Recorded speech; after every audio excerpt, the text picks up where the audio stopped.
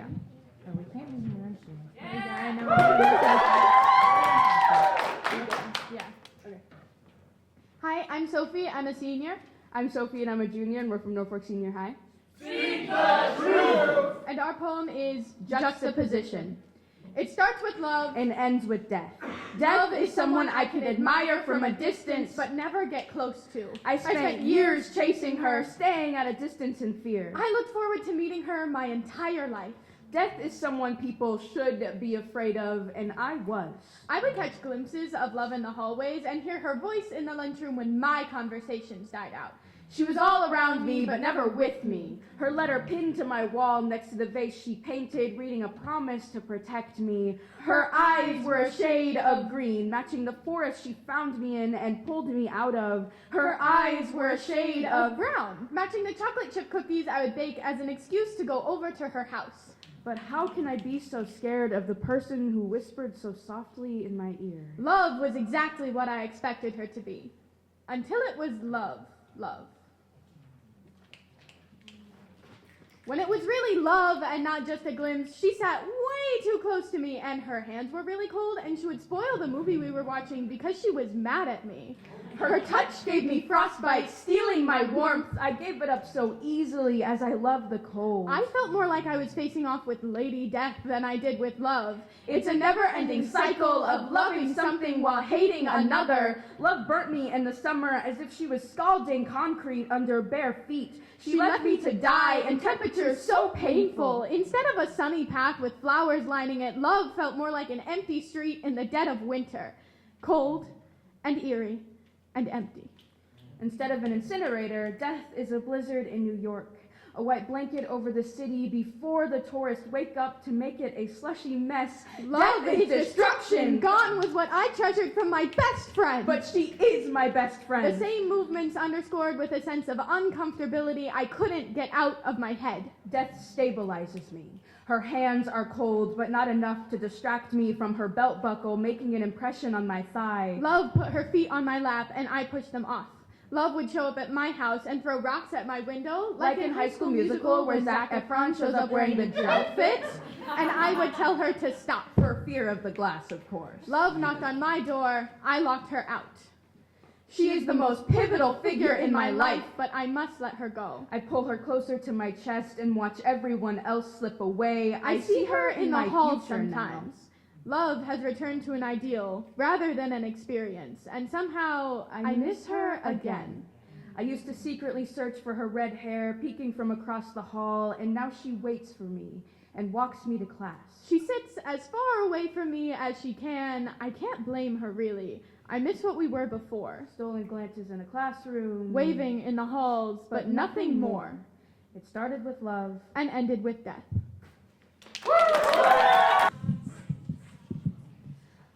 I am Ayana. I'm a junior from Norris. All right.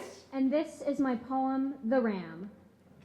She lives in the stars, in the swirling constellations of the night sky. Her eyes drift across the blinking lights, peering into the world below. She resides in Aries, and the explosive stars of her personality. Her insides orbit with the billions of stars, planets, suns, and moons that spin in the Milky Way. She inhabits space, the empty vacuum of dust, a vacant volume fueling her ram-like tendencies, forceful asteroids in Saturn's rings. She lives in the night sky. Her bright lights shine down into Earth's atmospheres. Her asteroids clash, shattering into fractures, scattering debris. Her planets change their climates in storms as time moves. She is every piece of the universe we reside in, every planet that orbits the sun, every supernova, every suffocating black hole. She is the constellation of stars, and they are her. Her eyes are Sagittarius, and her body with the stars of the crab. I breathe. I feel everything with all the heat of the thousands of suns in our galaxy. The stars spiral around my head. My insides, my guts rage as powerfully as Jupiter's red spot. I am a cosmo, filled with the boldness and explosive loyalty of the Aries ram. My eyes hold the liveliness, passion, and philosophy of my mother's Sagittarius centaur. I overflow with the cautious tendencies of my father's cancerous crab. I have molded myself to mirror, to radiate the confidence, stubbornness, and creativity of the father I created in his formidable Leo lion. I find myself to be one with the stars, perceiving the world like a star in the sky above through the lens of my astrological sign. She walks amongst the stars, walks across the galaxy. She watches, orbits, spins, spirals. She breathes.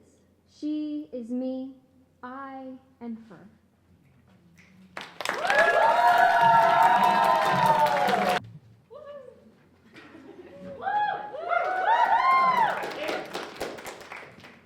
My name is Tristiana Louie. I'm a junior. I'm Mari Cortez. I'm a senior. My name is Nan Bembo, and I'm a senior. My name is Aria Martinez, and I'm a freshman. We are from Lincoln High. You know! And this is our poem, Forgive Me, on live TV. It's time to clock in. 10 minutes late. Still hungry. Let's get started with the news broadcast. Today, we would like to acknowledge the terrifying shooting that took place at Starcourt Mall. Didn't even hear about this until now. Thanks for the heads up, guys. Force a frown. You're devastated. But are we really? What's really the point of mourning? When the same happens night and morning. Because of the Second Amendment, this station would like to offer our thoughts and prayers to the victims. But Thoughts and prayers aren't enough. What we need is to make guns illegal. What we need is to uphold the Constitution at all costs. At the cost of our children? Lawmakers will have a meeting at the Capitol today to discuss what this means for the future of guns in Texas. If someone shut up the Texas Parliament. Maybe then they would know how their children feel under. Now, let's not advocate for violence. Silence is violence against today's youth. And what if it was our son? The chances of our son getting massacred at a school shooting are extremely rare. The chances should be 0. 12 children die every day from gun violence. And I'm tired. Oh. You weren't supposed to say that out loud. Quick, change the subject. But I'm tired of changing the subject every time the camera decides there's no reason to see me anymore. It seems we are encountering some difficulties here at the station. Please stand by. Why aren't the cameras shutting off? Why do they keep staring? Everyone's waiting to see what we do next. We should go turn off ourselves. Can you turn the camera off? Hello, turn the camera off. I'm tired of being recorded. Wait, that was just my line. I don't care anymore. If you want a story, I've got one for you right here. I can barely afford the bills in my mailbox. Overflowing like the hopes of someday being financially stable, or Not living in a world where the poor can't afford, So they remain poor. So Forgive me. I was born into poverty, but the system gives me no chance of escaping it. so forgive Forgive me me. as the rotten fruit on the shelves fill my stomach with empty promises. So forgive me. Rent is due next week, and the eviction notice on my door starts to look like a welcome letter to the nearby homeless shelter. So keep the camera on. I'll tell you how I am starving. I am starving because I have had nothing but powdered donuts and Kool-Aid for breakfast. I am yelling because I am about to lose my job at this station, realizing I need to start threading together my family's life with pieces of my paycheck. So forgive me for staring into the spotlight you always put on me. Checking if people like me are still profitable enough to care about. Refreshing the closure list to see if I need to rethread broken coat because school isn't canceled. So forgive me, dear viewers, as I end today's broadcast. It's a nice day outside. Enjoy it before they take that away from you too.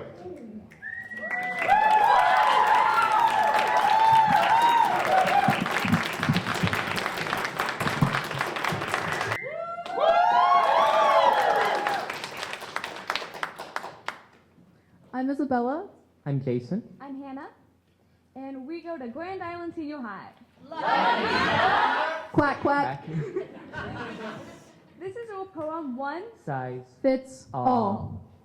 Ma used to get me bigger clothes so I could grow into them. But now that I have, I am considered fat. My mom used to get me big old clothes, but I never grow into them. So I learned to sew, to take a few inches from the side so it would fit my waist just right. Because jeans for $8 is worth it.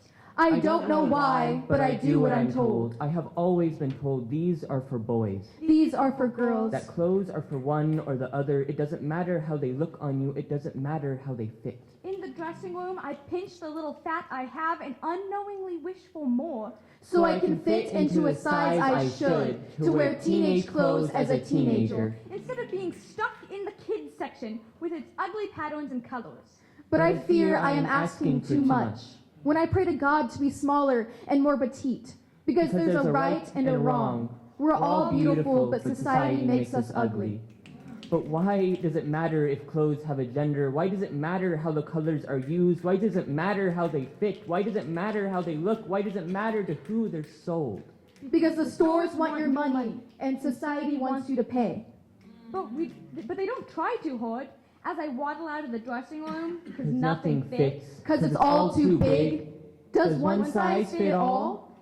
They say clothes are for boys. They say clothes are for girls. They say clothes are for the small, for the medium, for the large. Yet they say one size fits all. That clothes are for one or the other. That they are for boys or for girls. That clothes have a gender, a rule that must not be broken to protect yourself. But now my ego has been stabbed in the back. But real friends would stab you in the chest because they wish I was a different size, to be smaller for these bigger clothes, now that I've begun to wish I was a different size. Some of my friends have said that they'd love to be my size, but it's harder than it looks. When nothing fits, when you're still hungry after 2 plates, when you're full after 1 bite. No one questions when you eat when you're skinny. You should be eating more, they say. But when you're fat, you should be ashamed. Because I'm not hungry like I used to be. My skin stretches across my body, leaving little lines symmetrical to one another. Society says I should be ashamed because I don't have to apologize. I am human. My body may roll over itself so I can sit without snapping. But I'm snapping or not, I am now in control, no longer doing solely what I am told. I am now free to be what my body needs me to be, no longer constrained by the styles of blue, green, rough or rigid, by the style of pink, yellow flowers or bows. Baggy or heavy, tight or light. There is no right or wrong. Clothes or just fabric. The craft of an artful soul. Something to wear over your skin in a way that fits every body beautifully, because one size does not fit all.